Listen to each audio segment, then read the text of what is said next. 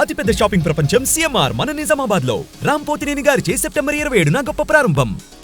ఈరోజు జగన్మోహన్ రెడ్డి గారు తిరుమలకి కాలినడకన ప్రయాణం అనే ఒక కొత్త నాటకాన్ని మొదలుపెట్టారు.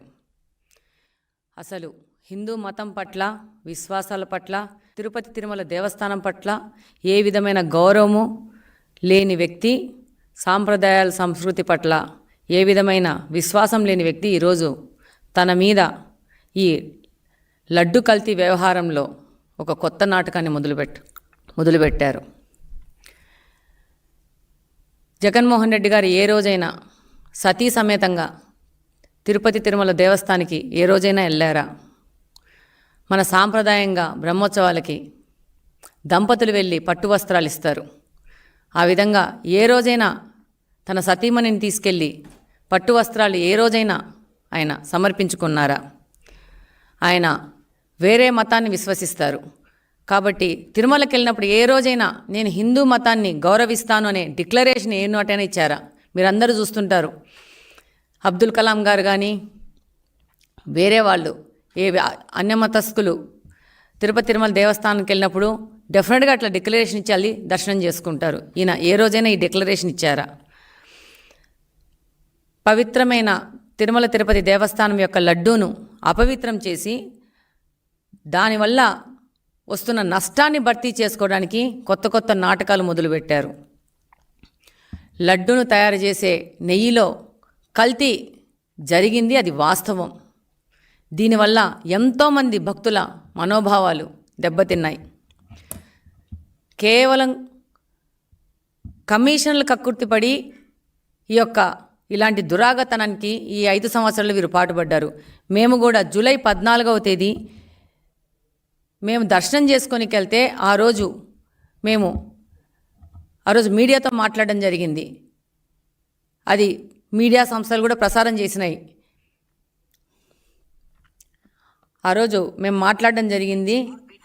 మారుస్తారని కోరుకుంటున్నాను. లడ్డు నాణ్యత పెంచడానికి ఆ రోజు తిరుపతి దేవస్థానంలో దర్శనం అయిపోయినాక ప్రసాదాలు ఇస్తారు. దాని క్వాలిటీ ఎంత దిగజారిందంటే అధికారులకు కూడా ఇప్పుడే చెప్పి రావడం జరిగింది. వాళ్ళు అంటారు మేము ఆర్గానిక్ ప్రోడక్ట్ వాడుతున్నామని చెప్పేసి. ఈ యొక్క ప్రసాదాలు ఒక క్వాలిటీతో భక్తులకు అందించాలని చెప్పేసి వాళ్ళకి లెటర్ రాస్తాము. అలాగనే వాళ్ళకి మీ ద్వారా కూడా విన్నవించుకుంటున్నాము. వాళ్ళు తప్పకుండా ఈ విషయాన్ని గమనించి వీటినన్నింటినీ మారుస్తారని కోరుకుంటున్నాను. ఈ రోజు ఈ విషయం బయటకు వచ్చింది, కానీ ఇది జూలై 14th మేము దర్శనానికి వెళ్ళినప్పుడే తిరుపతి లడ్డు క్వాలిటీ తగ్గింది, దాని మీద చర్యలు తీసుకోండి అని చెప్పేసి సంబంధిత అధికారులకి ఒక విజ్ఞప్తి చేసుకొని రావడం జరిగింది. ఇదే కాకుండా ఈరోజు దీని నుంచి తప్పించుకోవడానికి ఎట్లా పడితే అట్లా విమర్శలు చేస్తూ ఉన్నారు. అసలు ప్రజలందరూ చూస్తున్నారు. కొంతమంది పెద్దవారు సొసైటీలో పెద్ద పెద్ద హోదాల్లో ఉన్నవాళ్ళు ఎంత అధ్వానంగా మాట్లాడుతున్నారంటే తప్పు చేసిన వాళ్ళు తప్పు చేసినాము అని చెప్పేసి ఒప్పుకోవడము, లేకపోతే మౌనంగా ఉండడం చేయాలా. కానీ దొంగ అన్నట్టు వీళ్ళే తప్పు చేసి వీళ్ళే దీనికి గుళ్ళల్లో పూజలు చేయడము, తిరుమలకి కాలినడకపోవడం అంటే కొత్త కొత్త డ్రామాలు మొదలుపెట్టారు. ప్రజలందరూ గమనిస్తున్నారు మీ యొక్క నాటకాలని.